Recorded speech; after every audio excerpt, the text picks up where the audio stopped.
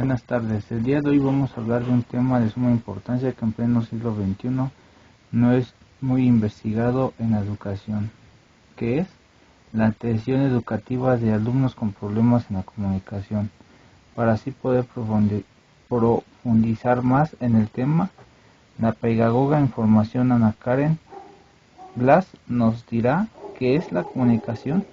Hola, buenas tardes. Sí, claro. Es la capacidad de realizar conductas intencionadas significativas, capaces de interactuar con acciones dirigidas que se dan mediante un receptor y un emisor, donde se da la acción de intercambiar información entre dos o más participantes, con el fin de transmitir o recibir información u opiniones distintas.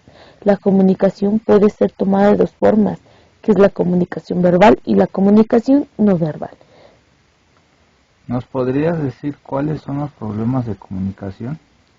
Sí, claro, son las dificultades en el lenguaje que implican los errores de la comunicación oral y áreas vinculadas a esta, como puede ser la función motora oral.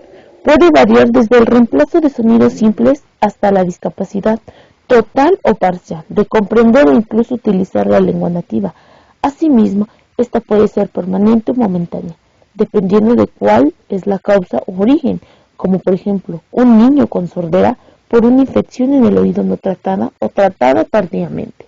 Desencadenará un trastorno de la comunicación de forma permanente, mientras que una afasia, dependiendo de la zona del cerebro afectada y la gravedad de la misma.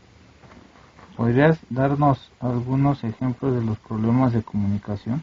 Por supuesto, unas son las discapacidades del desarrollo, lesiones cerebral, como comentaba la afasia, problemas auditivos y sordera, problemas con la voz, disfonía, dificultades que se le atribuyen el labio leporino o paladar hendido, problemas de aprendizaje, problemas del habla, como puede ser el tartamudeo, y el trastorno de espectro autista, que es el TEA.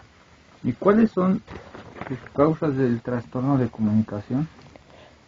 Mira, las causas pueden ser múltiples o variadas y pueden clasificarse en tres grandes grupos que son las causas prenatales, las perinatales y las postnatales.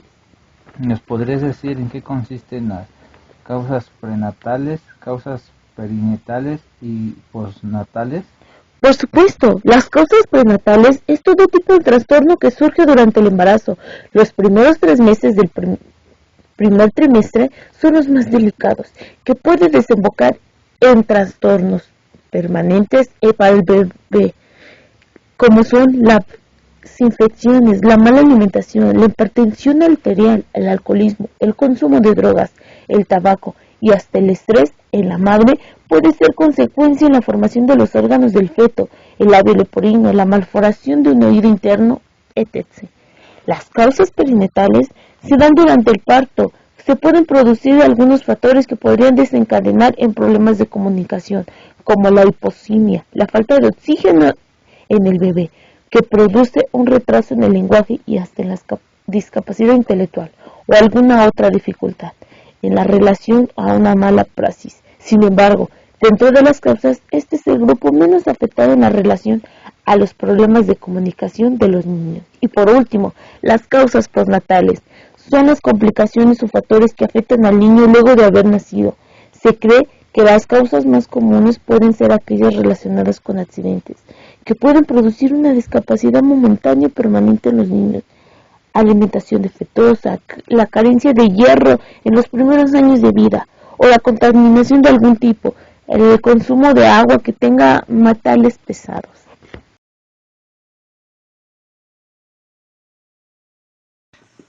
Y continuamos con la pedagoga en formación Lidia Saucedo. ¿Qué es la pragmática y por qué es importante en la comunicación? La pragmática estudia el lenguaje en su relación con los usuarios y las circunstancias de la comunicación. En el Manual Estadístico de Enfermedades Mentales aparece una nueva categoría tipificada como trastorno de la comunicación social, incluida dentro de los trastornos de la comunicación. En el Manual de Diagnóstico y Estadístico da 4 criterios diagnósticos: dificultad en el uso de la comunicación verbal y no verbal, dificultades que causan limitaciones funcionales en la comunicación, Los síntomas se manifiestan en edades tempranas y no es atribuible a déficit sensorial, motor o neurológico. Se hace diagnóstico diferencial con otras entidades que tienen compromiso pragmático. El trastorno de déficit de atención, hiperactividad, no muestra déficit en las relaciones sociales ni en comunicación no verbal. Con el trastorno de aprendizaje no verbal o procedimental, el déficit pragmático es común en ambos grupos, pero en el trastorno de comunicación social es más grave y coherencia y comprensión se ven más afectados con el trastorno del espectro autista. La diferencia es que los autistas manifiestan intereses restringidos y conductas motoras estereotipadas. ¿Cuáles serían los criterios diagnósticos? Claro, serían dificultades en el uso de la comunicación verbal y no verbal, deficiencia en el uso de la comunicación para propósitos sociales, como saludar y compartir información de manera que sea apropiada al contexto social, deterioro de la capacidad para cambiar la comunicación de forma que se adapte al contexto o las necesidades del que escucha, como hablar de forma diferente en el aula o en el parque, conversar de forma diferente con un niño o con un adulto y evitar el uso de un lenguaje demasiado formal. Dificultades para seguir las normas de conversación y narración, como respetar el turno de la conversación, expresarse de otros modos cuando no se es bien comprendido y saber cuándo utilizar los signos verbales y no verbales para regular la interacción. Dificultades para comprender lo que no se dice explícitamente. Por ejemplo, hacer interferencias y significados no literales o ambiguos del lenguaje. Ejemplo, expresiones idiomáticas, humor, metáforas, múltiples significados que dependen del contexto de la interpretación. Las dificultades causan limitaciones funcionales en la comunicación eficaz, la participación social, las redes sociales, los logros académicos o laborales. ¿Cuáles son los síntomas trastorno de la comunicación social?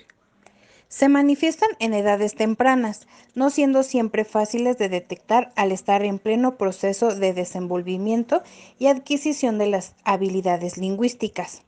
No se pueden atribuir a la existencia de cualquier tipo de alteraciones o déficit sensorial, motor o neurológico, así como la presencia de alguna enfermedad o alguna discapacidad intelectual. Problemas en el diagnóstico. Si bien entendemos al trastorno de comunicación social como un déficit primario en el uso social de la comunicación verbal y no verbal, existen dificultades en su diagnóstico, dado que este trastorno se puede presentar en diversas entidades, como trastorno del espectro autista, trastorno del aprendizaje no verbal o procedimental, trastorno por déficit de atención con hiperactividad y en relación a otros cuadros sindrómicos. En conclusión, los trastornos de la comunicación, debido a que sus manifestaciones no se observan dentro de dimensiones objetivables o medibles, como la semántica o la fonología, sino que evidencian dentro de la heterogeneidad y amplitud que se delimita en la interacción social, implicando las habilidades sociales y la adaptación de la conducta. Finalmente, aún se requiere de mayores estudios para definir el diagnóstico de manera más precisa y poder obtener los datos epidemiológicos respecto a este trastorno.